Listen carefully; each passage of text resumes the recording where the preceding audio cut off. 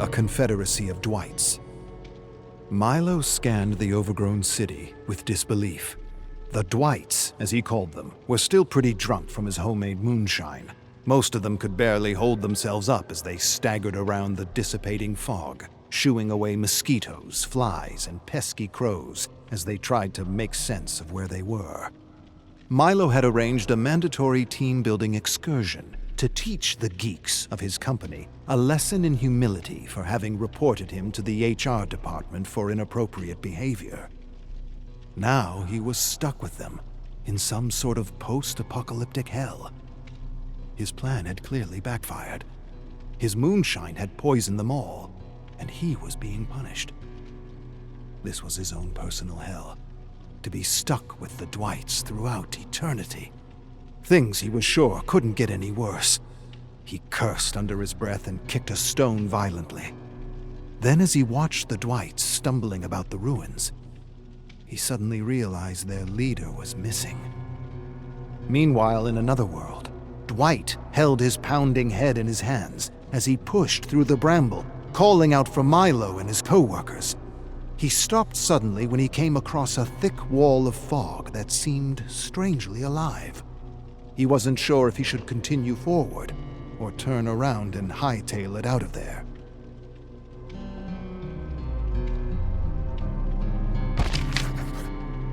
Arcus, 10,306.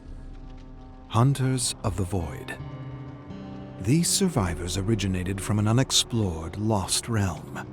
They weren't expelled to the Void, but somehow escaped their realm through a ruptured barrier.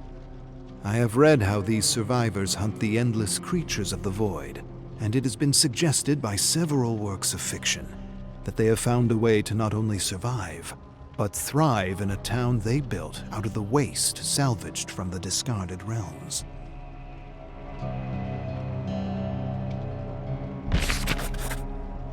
The Lost Battalion.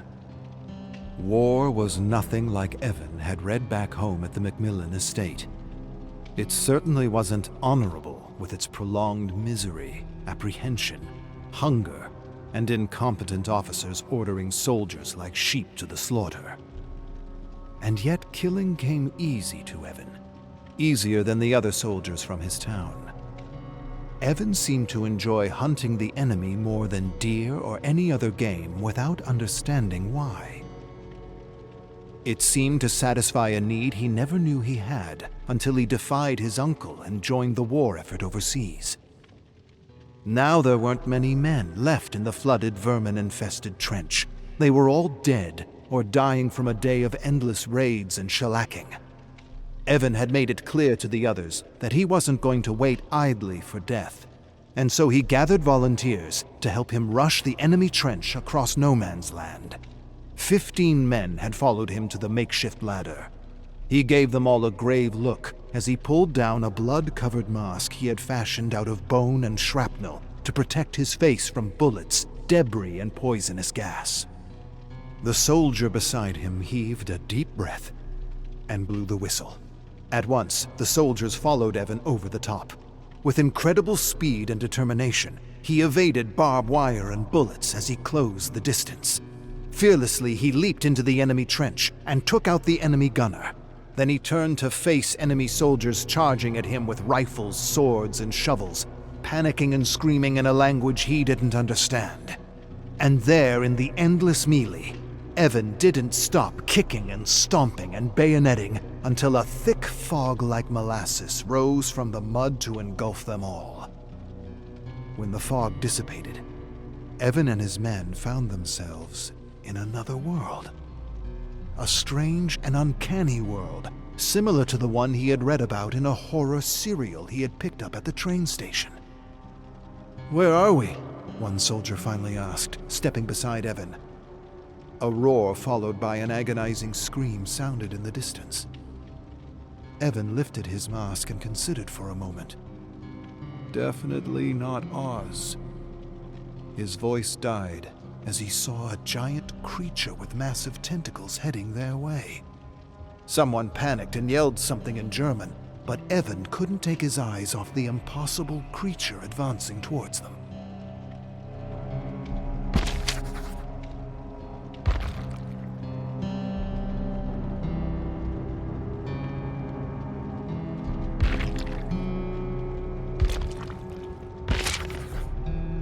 Arcus, 10,307. Ha ha ha, not funny.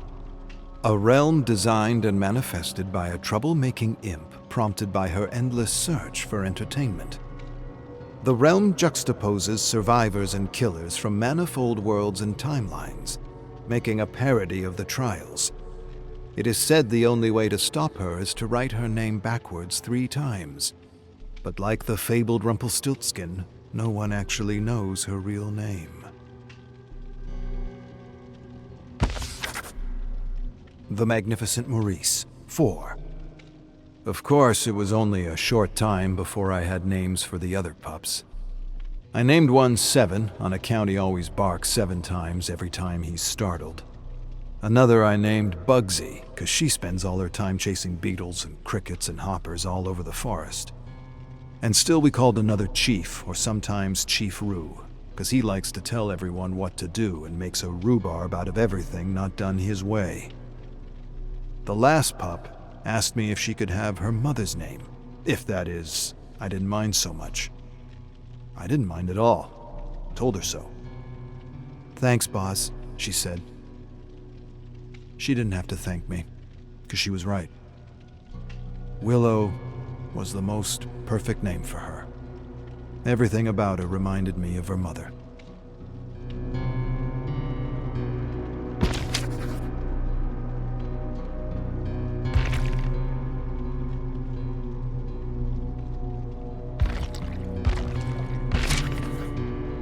Arcus, 10,313. The 9 Forgotten Symbols of Vigo. Symbols discovered by Vigo while meditating in his dungeon before he willingly entered the living dimension known as the Entity. The symbols are said to open portals into unknown realms within this dark world. It's been speculated that these symbols, in the correct sequence, can be used to return home.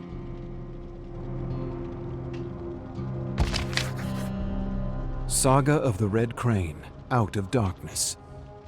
Saku awakened in the cool mist. She didn't remember when she stopped falling, or why she didn't shatter like a porcelain doll against the ground. On the contrary, she felt strong, rested, rejuvenated, like someone who had just awoken from a deep, eternal sleep. "You're not supposed to be here." A young Japanese girl in a white and black kimono materialized from the mist. Saku looked up at her. "I'm here." She sat up slowly as the mist began to manifest into scenes of her life. She could hear a cacophony of laughter, singing, arguing, and crying. She looked into the young eyes and recognized the little girl from a half-forgotten memory. "You are here because you want to return home, to your family." "You're not real." "I'm as real as anything here." The girl stared at Saku, silent, patient, still. Then she continued. "You have many questions, but the one that you want answered most has no answer. You want to know where you are. Yet I can no more explain where you are than I can explain the Great Serpent. You're one of the Guardians. Who I am, or what this is, or how it all works, doesn't matter." Saku rose slowly. "Then what does matter?" "That it works."